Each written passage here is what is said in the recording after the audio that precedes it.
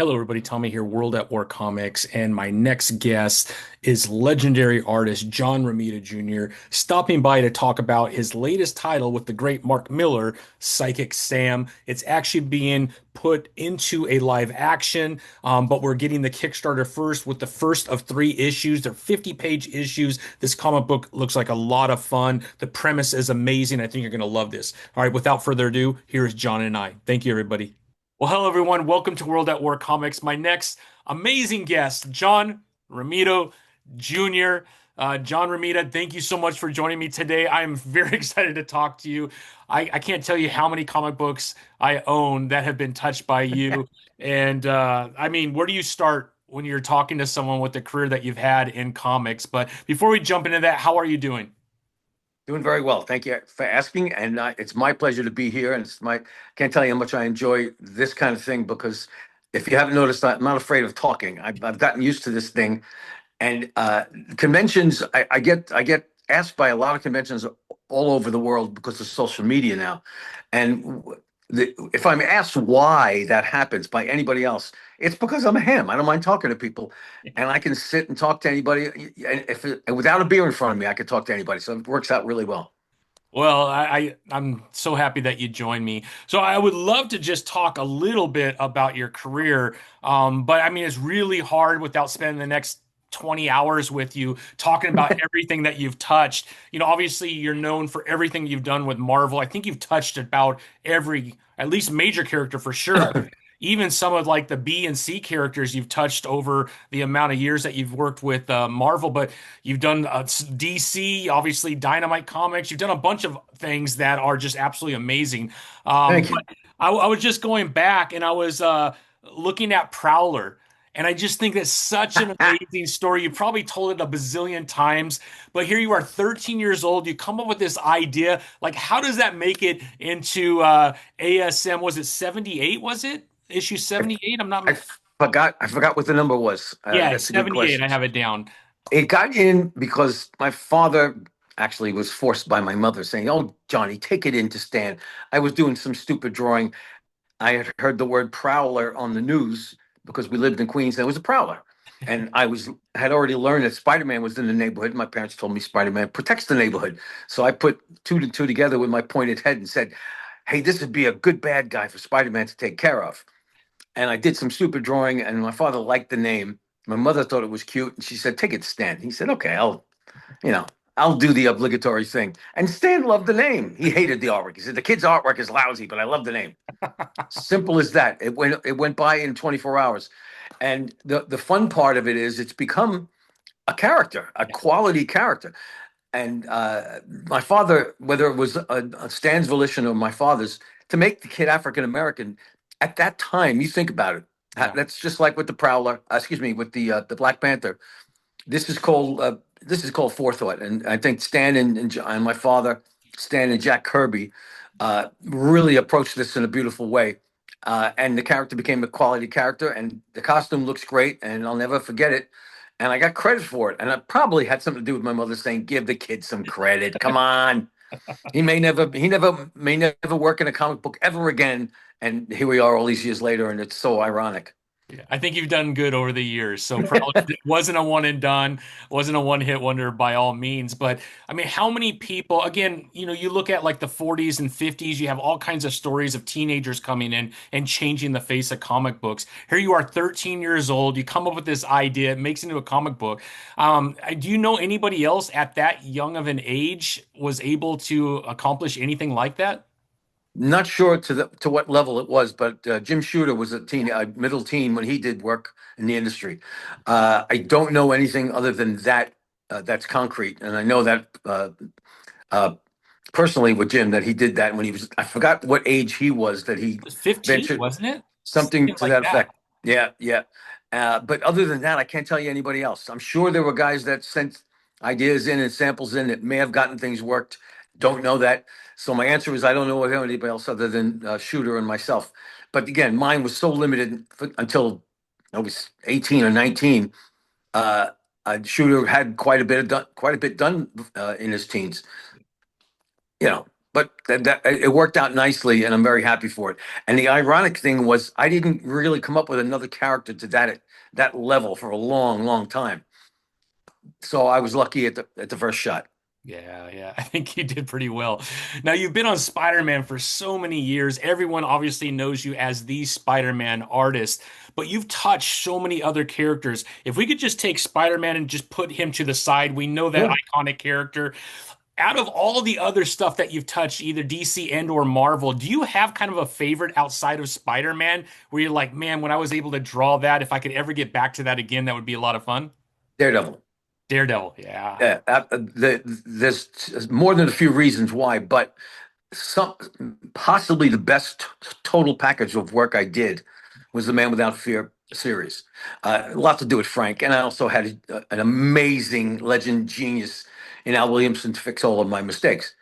The Working on it with Frank was the main reason that it became the quality story it was. But I was given a chance to do it all on my own, so to speak, storytelling wise and pacing wise, and it became a great product. And I signed that possibly more than most Spider-Man issues. I It's also the first comic book, excuse me, the first superhero I saw my father draw when I was very young. At that point, he had been doing romance comics.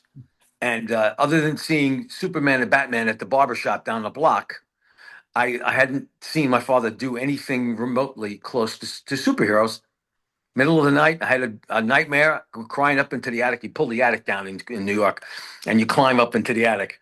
And the he's up there working through the night, no sleep for days. And I walk up crying, and he doesn't even look my way because I always had bad dreams. The monsters were always under my bed.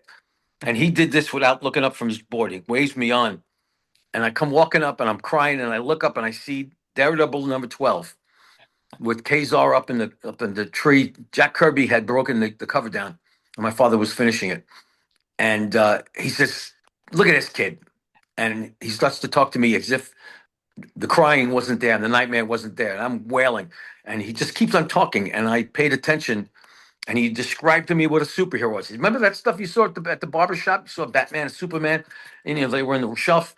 He said, "Yeah." He goes, "This is the best one of all." He says, "This guy is going to beat up all those bad guys." Daredevil was surrounded by the Plunderer and his bad guys and his men.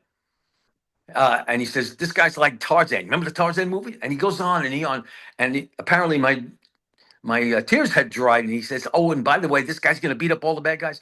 He's blind." And I think the top of my head flew off.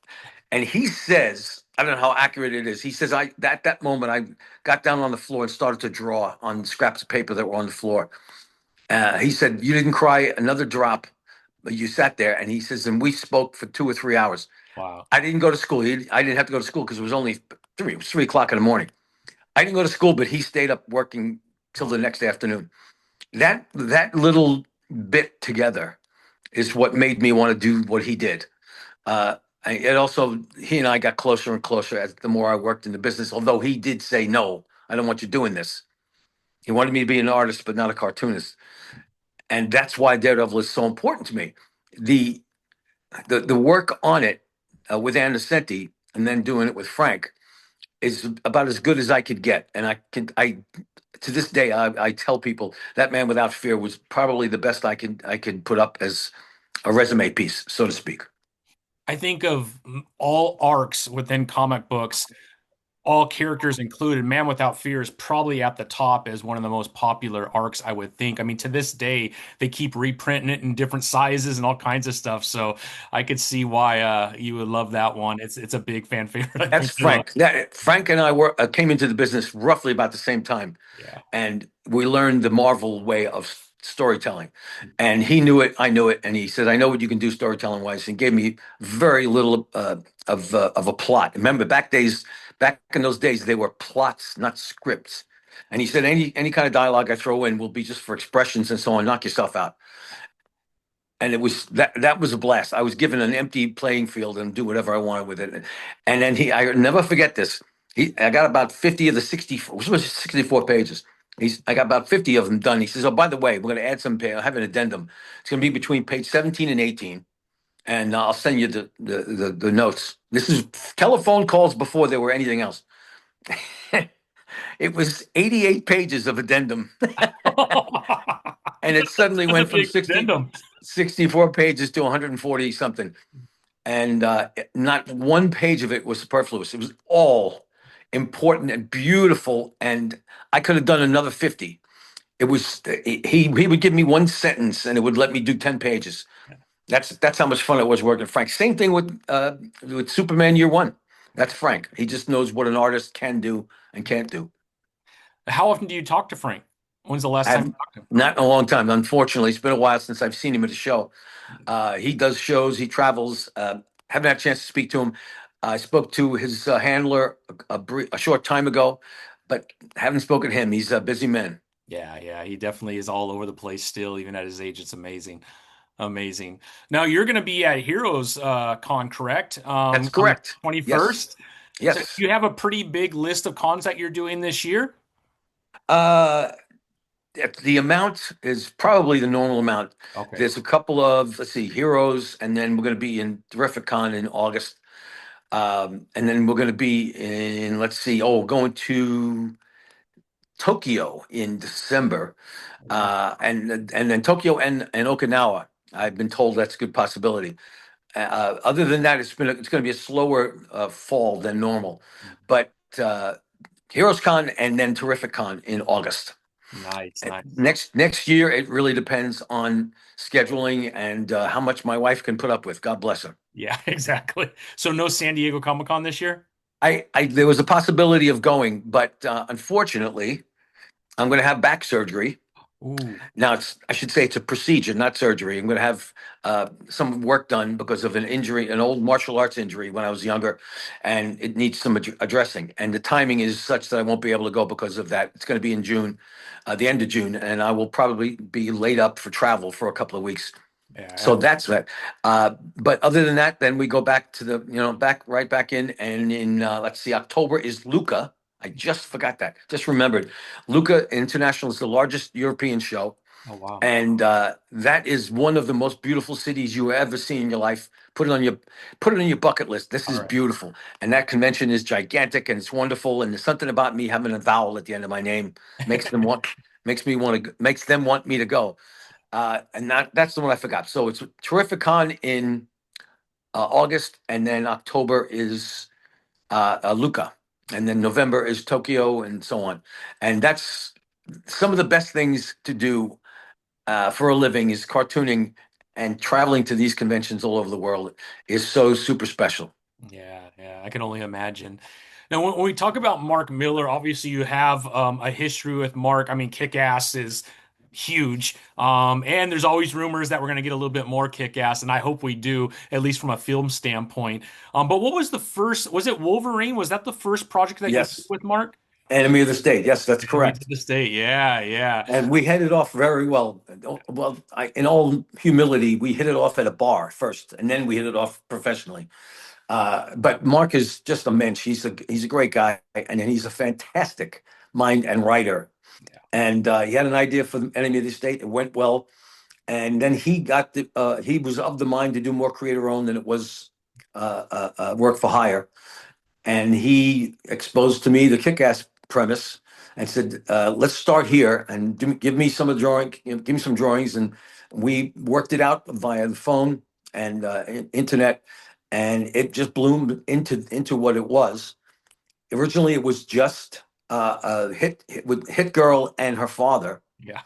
and he was talking about a Stallone wannabe Goomba hitman from New York City. That's Big Daddy would look like, and a biker type of a guy, big, strong. And then over the course of time, he felt that the need for a teenage character. There was a big demographic that needed addressing. You had a little girl, and you had the big old badass father. He said, "Let's add a teenager into it and kick ass." And he says, "Give me a costume for kick ass." Yeah. That's the way the conversations would go. And look what it's turned into. The man's a genius. Man, is And it? so after Enemy of the State and Kick Ass, I've approached him a couple of times. He said, "Come on, let's do something. I don't care what it is." And he, of course, works with Netflix. It's hard for him to get away. and he had a gap, and he said, "I have an idea," and he proposed this to me, and my head, the top of my head blew off. I can't wait to work on this, and it's what it is. Issued finished the first issue, and I have two more to go, equal size, and it's more fun than you can have with your clothes on. I'm telling you. I love it. I love it. Now, what Mark did on the creator owned really laid a foundation for a lot of other pros coming from Marvel and DC and going outside and Sure. creating their own because of Yeah. his success. Again, it wasn't the first one that's happened before, but I feel like when you look at the success of somebody being able to do something creator owned, obviously, I think he did pretty well for himself with the Netflix deal and having some of Yes, that sir. stuff over there. You've dabbled and done some creator owned stuff as well, right? Yes, with less success. Let's just put it that way. But the good ideas, albeit Mark's luck. Not I should say luck and a little bit of good fortune. He was present. He got into a conversation with Matthew Vaughn over Kick-Ass, Yeah. and as quickly as that, he pitched it to him, and it worked out well. And because of that, he is what he is now. Good fortune and a hell of a salesperson. And mine was a gray area, and I think it's a great premise, and it still has people looking at it, although it's 20 years old. And ironically, ideas were based on my original idea, and now it looks like, see, you're copying. Oops, sorry. Oh, Yeah, you're you see, you're copying that RIPD something thing. I said, no, no, no, no, no. RIPD was a copy of my idea. Regardless, it's a great premise, and I haven't had the good fortune yet. But maybe with this, we will have some fortune with the other things that we do on the side. yeah. We'll see. But all I know is, Psychic Sam is one of the better premises you will ever hear. And that's Mark Foyer, just a guy that suddenly sees crimes in advance, and it tortures him because he knows he has to stop murders, but he's got to murder to stop murders, etc. And your mind will travel with that one. Yeah. Brilliant stuff, and allows me to play with that street level stuff again. Yeah. And I love every second of it. It's a blast. I love it. I love it. Well, I'm gonna pop it up on the screen so everyone could see it if that's okay. The Yeah, please. Kickstarter. I cannot wait to get my hands on this myself. This thing looks absolutely fabulous. Again, congratulations. You guys blew through your goal with 1,100. Hope you're using a third party to pack all that and ship it because that's ridiculous. Still 26 days to go, so plenty of time for people to jump in on this. My Yep. understanding is not only is the premise amazing, not only is the comic going to be incredible, but we're already looking at adapting this for film, right? That is correct. And there's another advantage of having Mark Miller in your dugout, so to speak, as a baseball man, is there's attention to him already, just by his voice and his name. There is interest from a guy named Ivanovich. Yeah. So Ivanovich, I forgot how to pronounce his last name. I apologize. Who's done a lot of uh, of films with the British. Oh God, he married Madonna. What's his name? Guy Ritchie. Oh, okay. He's produced a lot of Guy Ritchie's films, and don't know the name of the director just yet. But there's been a lot of actors that are interested in it because of Ivan. He's a friend of Mark's, and they got together. Mark pitched it, and again, being in the right place at the right time is me. And that's been accepted as a project to film, and Ivan's going to turn it into a film by hook or by crook.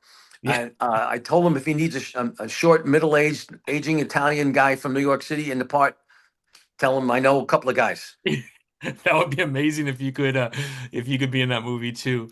But yeah, here a little. Listen, I got edited out of the Kick-Ass film. My career ended quickly in the Kick-Ass film.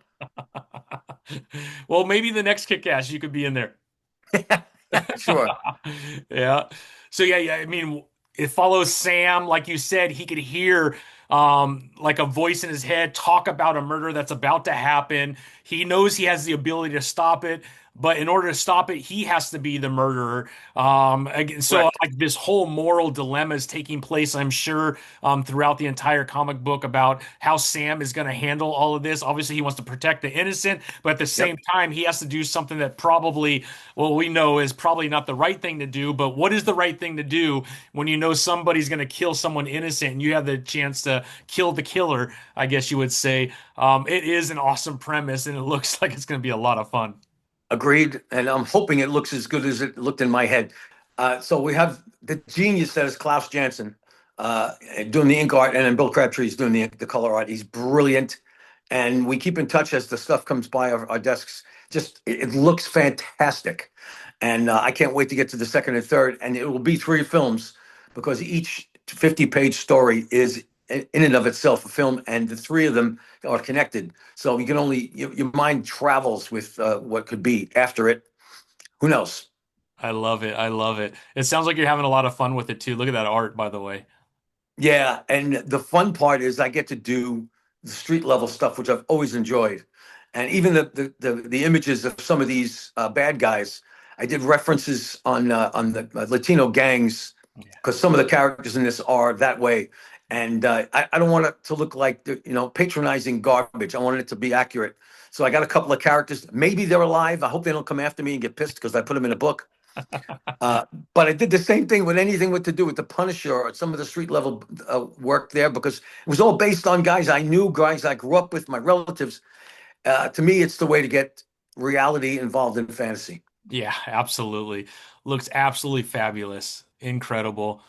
Again, here's a lot of information, a lot of different rewards that you could get your hands on. But look Yes, you can at be drawn into it. Yes, you can that. be drawn into it and written into it as some of the characters that get killed by Psychic Sam, and that's on hold until we know which people have been chosen. And I have to do justice to these wonderful people. I hope I don't insult anybody. No, I think you'll do just fine. But it looks absolutely awesome. I love this old magazine cover right Yeah, here. It looks so cool. black and white interiors with the old classic cover look. Agreed and agreed. Yeah, looks awesome. You got a lot of really cool stuff for rewards too, from collector's cards, stickers, all kinds of stuff. It's amazing. Yeah, there's going to be some trading cards, some violent trade cards. Oof. These are not for children. Let's just put it that way. Yeah, yeah. Well, you worked on Punisher too, right? Didn't you do Warzone? I did. I did Warzone, which was interestingly enough about half the way to Kick-Ass as far as violent goes. It was edgy at the time when I did Warzone. I was always warned not to get too violent, and here we are, all these years later, and I'm warned not to be less violent. Get crazy, go nuts. So I have to find ways to kill people. And I've said this story a million times. When I worked on Kick-Ass and now on Psychic Sam, I have to come up with new ways of murdering and slaughtering people, and I bounced it off my brilliant wife, and she says to me, "Is this the conversation we're going to have before we fall asleep? Come on. How about talking about our puppy, the dog, Bella?" So we have to discuss many ways to slaughter characters. I think you better be careful in the public having those conversations with your wife. Someone might Oh, make it's the a phone call truth. Yes, the truth. We get caught on a hot mic. Could you imagine? I'll get arrested. talking about how to decapitate someone. Yeah, that could be an issue, John. You better be careful, my friend. Oh, yes, definitely got to shut my mouth, which is not easy for me. I love it. But yeah, this is awesome, man. So many cool stretch goals. Obviously, you've already surpassed the goal. Plenty of time, though, to jump in with 26 days left. I backed it. You should be backing it. It looks absolutely fabulous. I'm really excited about this. I own, like I said, quite a bit of your comics already. I own just about everything from Mark. And I can't believe you two are coming back together for another project. You've been so successful on the other ones that you've done with Mark, and you guys make an amazing team. I had Mark on about 2 months ago, and he's supposed to be on in a few more days, I think maybe in a week or two, to talk Excellent. about Psychic Sam. But yeah, one of my favorite writers. You're one of my favorite artists. It's just so exciting to see you two coming together again and doing another amazing project like Psychic Sam. It's incredible. Now, the interesting thing about when I talked about Frank Miller allowing me to do things that I could anything I wanted, so to speak. Mark is pretty much the same way. And when he sets a scene and there's a location, and this character is going to be doing this, he allows me to design. And I have, I run it past him to see what it looks like, and he loves it. But this is the way you get your artist involved in the storytelling to the extent that there'll be an advantage instead of having to just follow orders lockstep. I unfortunately I'm older than everybody I work with, but they're more. I'm more experienced with them in storytelling and pacing.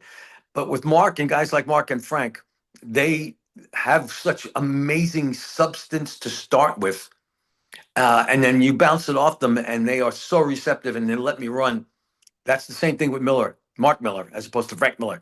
Yeah. And it has turned out this way. There's going to be more characters. And I said, as you were talking about, anybody that's interested in getting themselves slaughtered in a comic book page, come on, we'll help you out. I love it. It's so fun, man. So fun. Well, outside of Psychic Sam, which we're gonna blast all over social media, try and get as much support for. Anything else that you're kind of working on that you are allowed to talk about yet outside of Psychic Sam or not yet? Nothing I can talk about yet. There's a couple of my own that I'm working on. I got Scott Snyder interested and a couple other writers. Again, but I have a certain amount of work I have to get done by the end of the year, and then if I'm alive next year, we'll handle that. But the good thing about this time is that there's a lot of interest in content for all the streaming services in the film, and some of the producers and directors perhaps were young comic book fans when they were kids, or they still are, and they know that they just grabbed some of the ideas from some of these fantastic writers, and you have a film. I mean, there's a film every 30 days in comic book industry. And I don't know why they don't just grab every writer that works in the industry and say, you give me 5 of your next ideas, I'll give you $1 million or whatever it is.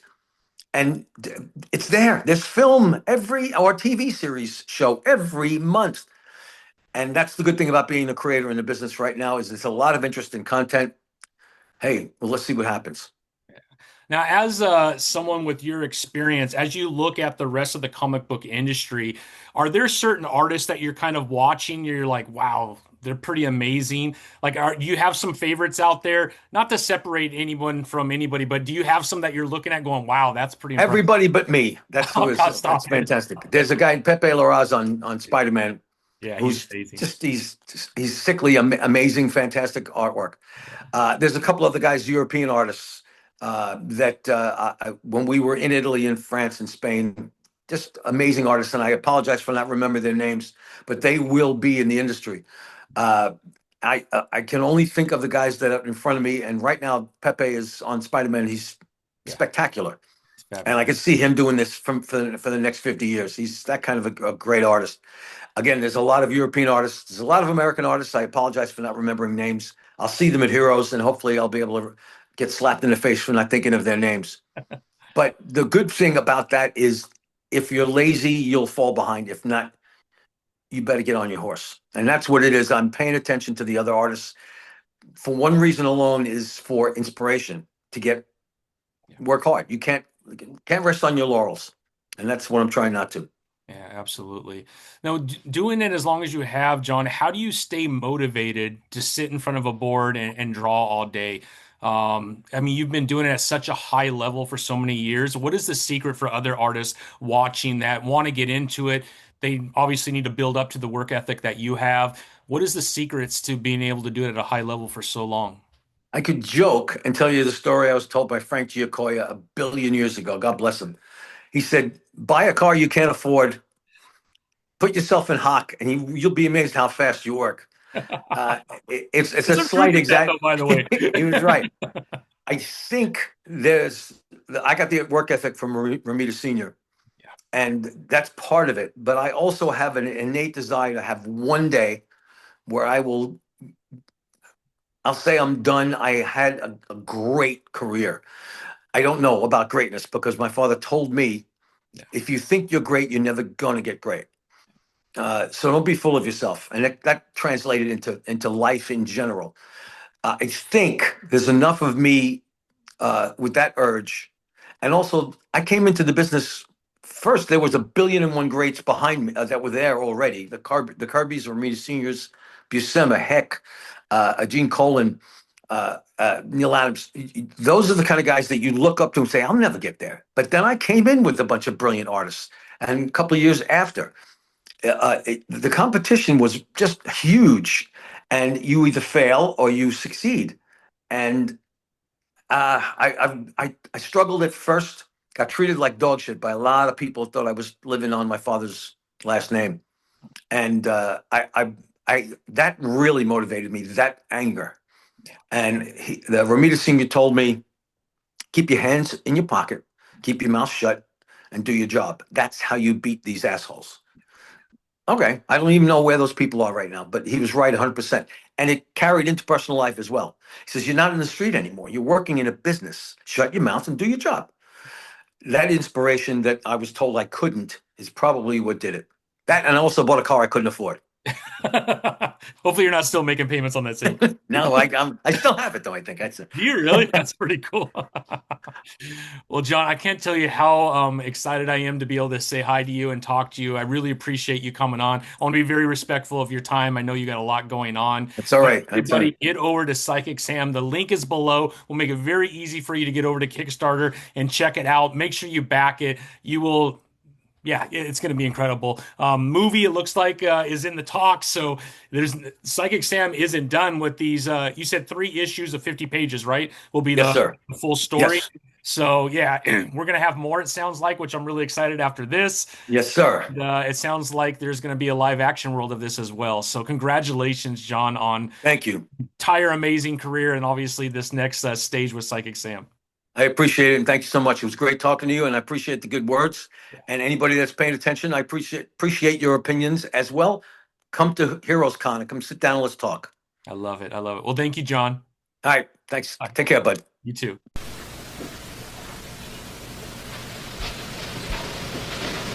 You're still here? It's over. Go home. Go.